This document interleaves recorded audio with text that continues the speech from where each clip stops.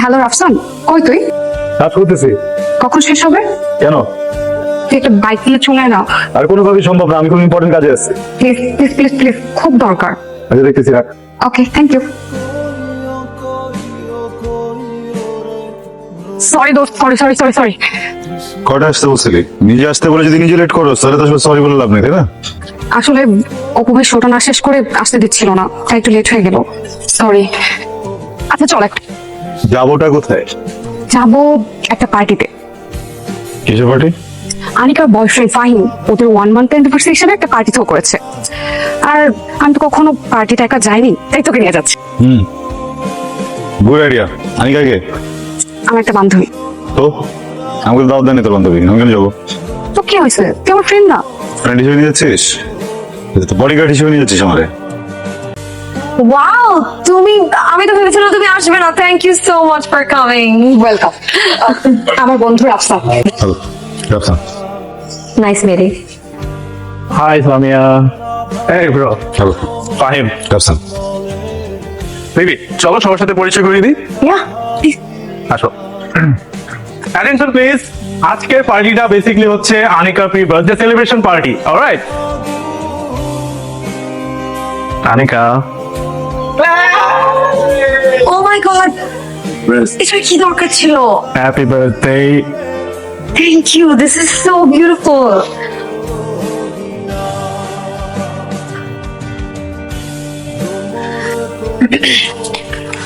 ফাহিম, আমার অনেক ভয় লাগছে। বন, ভয় কেন পাচ্ছ? Relax. Fahim, please. I'm sorry. I'm sorry, Fahim. It's just I'm not ready for it. Relax, relax. Can you please just give me 2 minutes, please? Sure. Thank you.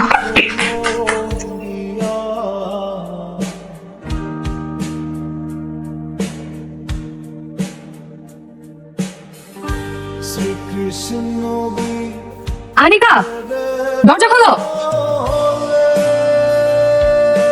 Anika, ঠিক আছো? কি প্রবলেম সামিয়া? কি হচ্ছে? কিছু হচ্ছে না, আনিকার শরীর খারাপ লাগছে। Anika is completely fine. Okay? Anika, come here. Come here. Come. What's wrong, buddy? What's wrong?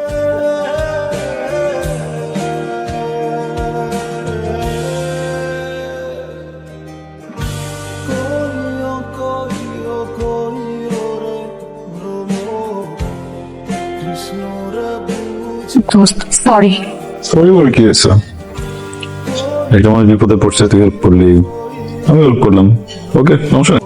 তোকে আর একটু কষ্ট দিব, আমার তো বাসায় ফিরতে হবে। আর তোর তো বাসা না ফিরলে সমস্যা হবে না। তো বলছি নাকি দোস্ত, প্লিজ তুই আজ রাতটা আনিকের সাথে থেকে জানো। ওর শালান্তি বাড়িতে নেই, মেয়েটা কেমন অবস্থায় একা রেখে যাওয়াটা একটু রিস্ক হয়ে যায়। মানে তোর ফ্রেন্ড আর তোর দায়িত্ব দুইটাই আমার উপরে চাপাই দিয়ে চলে যাচ্ছে, সেই তো? যা, গেটটা লাগিয়ে দিয়ে যা।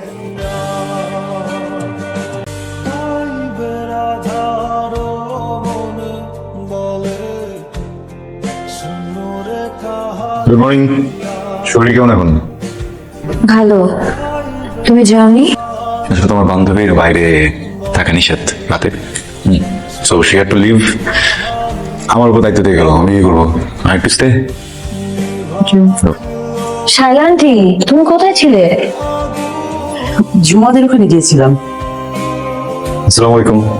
ওয়ালাইকুম আসসালাম। আপনার কপালের ভাঁজ দেখে মনে হচ্ছে আমাকে দেখে আপনি খুব চিন্তিত। চিন্তা করার কিছু নেই, আমার নাম রাফসান, আমি একজন জার্নালিস্ট। আমি সামিয়ার ফ্রেন্ড, সামিয়া ওর ফ্রেন্ড। ও গতকাল খুব অসুস্থ হয়ে পড়ছিল, পরে আমি সামিয়া দুজন মিলে ওকে এই বাসায় নিয়ে এসেছি। Samia had to leave because ওর রাতে বাইরে থাকা নিষেধ। তো আমি ভাবলাম যে একা একটা মেয়ে এত অসুস্থ, আমার কি যাওয়া ঠিক হবে? আমি পুরো রাত এখানেই ছিলাম। টেনশনের কিছু নেই, মানে আমি ড্রয়িং রুমে ছিলাম, উপরে যাইনি। বাসা ও দুজনই সেফ আছে একদম। তুমি অসুস্থ হয়েছিল, আমাকে ফোন করলেই পারতে। আরে আমি ঠিক আছি, তুমি যাও, ফ্রেশ হয়ে নাও।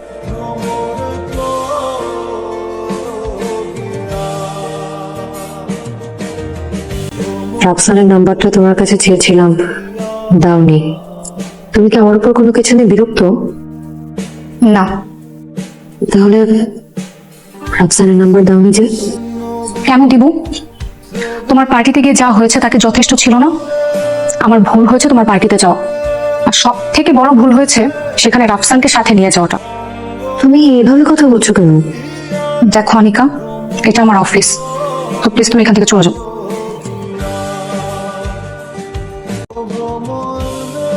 Rafsan, I am officially sorry. Okay, অসুবিধা নেই। না মানে তোমাকে বুঝিয়ে না বললে তো আর তুমি বুঝবে না। বুঝতে হলে তো বলতে হবে, তাই না? বলো। ফাহিম যে এরকম অ্যাগ্রেসিভ হবে এটা আমি জানতাম না, মানে আমি স্বপ্নেও কখনো ভাবতে পারিনি যে ও আমার সাথে এরকম একটা জিনিস করবে। ফাহিমের জন্য সামিয়াও আজকে আমার সাথে মিসবিহেভ করলো। তোমার নাম্বার চেয়েছিলাম আমি ওর কাছে, কিন্তু দেয়নি। আমি কোনো কমপ্লেন করতে এখানে আসিনি, জাস্ট ছোট্ট একটা রিকোয়েস্ট করবো, তুমিও আমাকে ভুল বুঝে আমার সাথে যোগাযোগ বন্ধ করে দিও না প্লিজ। আমি যদি তোমাকে ভুল বুঝতাম সেদিন তো তোমার সাথে থাকতাম না, থাকতাম। সামিয়া আসলে একটু ভয় পেয়েছে, সেই জন্য রাগ। ঠিক হয়ে যাবে, কথা বলবো আমি, টেনশন করো না। প্রমিস? তোমার নাম্বারটা? তুই খাওয়া খারাপ করতেছিস। খামা খারাপ করতেছি না, তোকে ডেকে নিয়ে একটা বিপদে ফেললাম। আমি চাই না তুই আর কোনো বিপদে পড়। দেখ, এটা মানুষ খারাপ না, ওর টাইমিংটা ব্যাড। এমন সময় তোর বা আমার উচিত ওর পাশে দাঁড়ানো। মানুষ হিসেবে তো মানুষের উপেক্ষা করা ঠিক না, তাই না? হ্যাঁ, নর্মালি না। আমি গেলাম। কেন? আমার সব আছে। কি ব্যাপার সামিয়া? আমি আনিকার আন্টি শায়লা। ওর থেকে ওর শরীরটা ভালো না, কিছুই খাচ্ছে না, আর তোমার সঙ্গে দেখা করবে, বের হবে। বাবা, তুমি একটু আসতে পারবা? আমি তো আসলে অফিসের কাজে আচ্ছা দেখতেছি। আচ্ছা রাখি।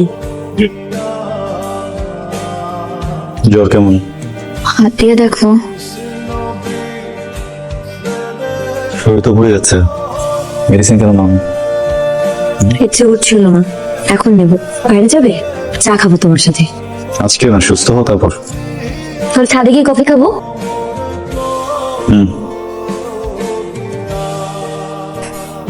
আমি সুস্থ হয়ে যাওয়ার পর একদিন আমরা বাইরে ঘুরতে যাবো, ওকে? কফি কেমন? সুন্দর। ছাদ কেমন? সুন্দর। গাছগুলো? সুন্দর। উপরে তাকাও, আকাশটা কেমন? সুন্দর। নিচে তাকাও, আমি কেমন? অসুস্থ। সবকিছু দেখতে নাই, সব কথা বুঝতে নাই।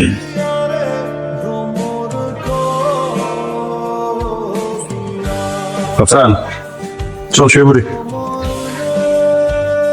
এই রাফসান, কি স্যার?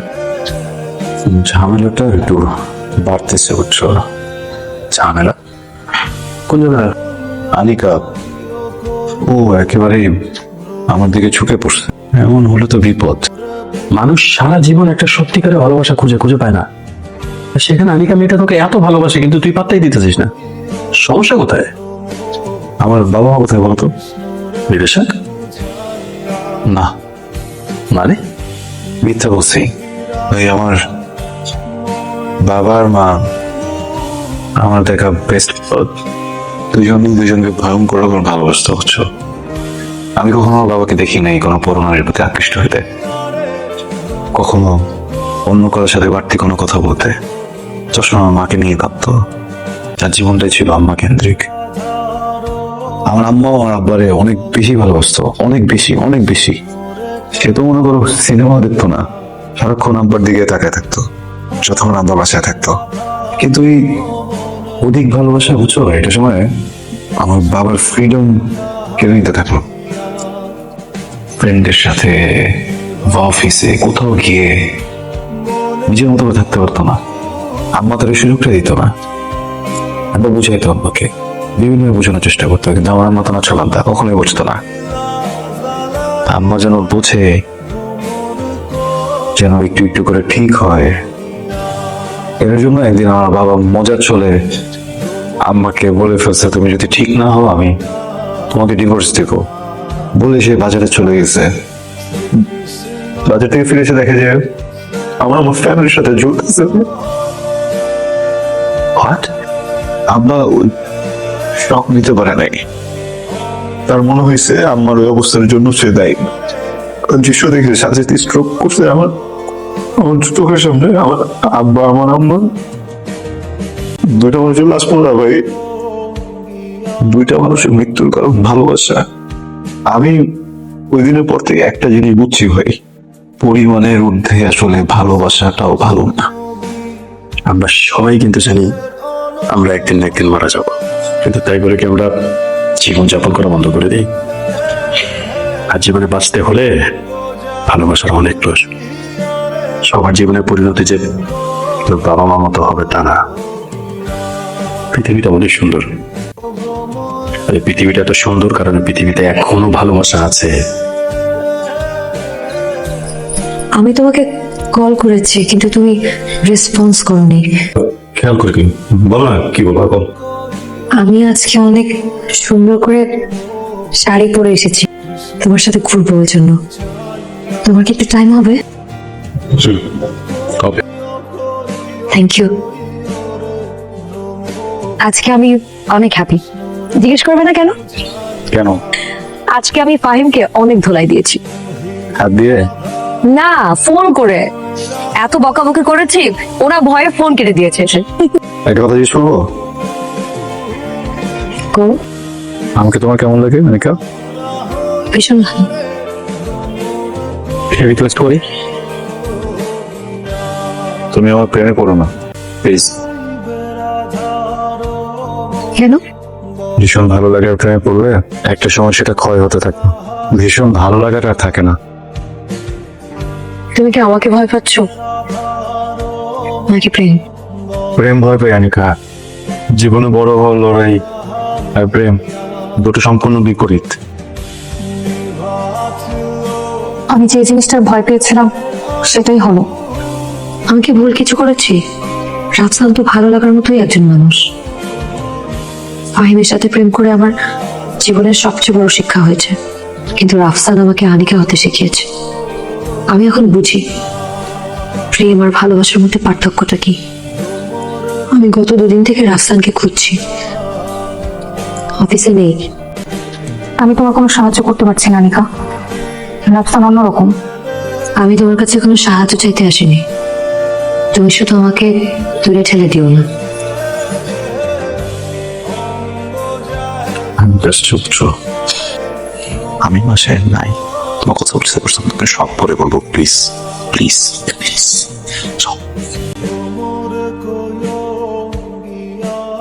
আসসালামু আলাইকুম। আমি আনিকা। রাফসান আছে? রাফসান তো বাসায় নেই।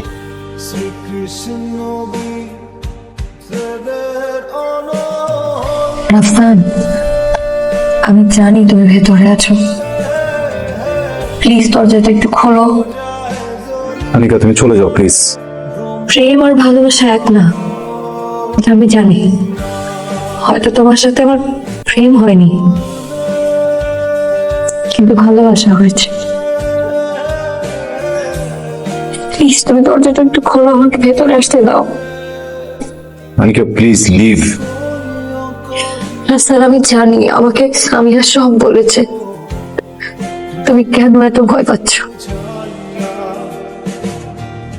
সবার জীবনের কাহিনী একরকম হয় না রাফসান,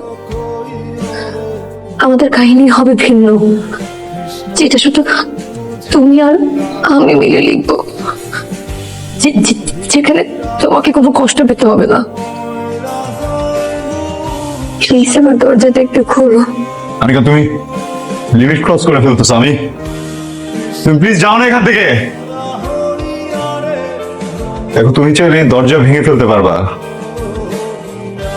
আমি নিজে থেকে কোনোদিন দরজা খুলবো না অনিকা। এই দরজা কোনোদিন খুলবে না।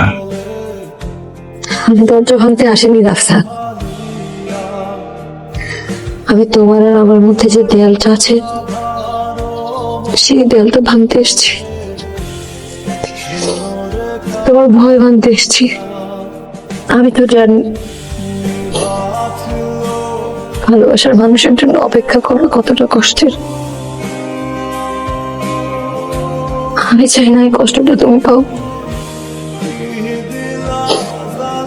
তোমার যদি কখনো মনে হয় যে তুমি আমার কাছে আসতে চাও, যাতে দরজা খুলে তুমি আমাকে পাও।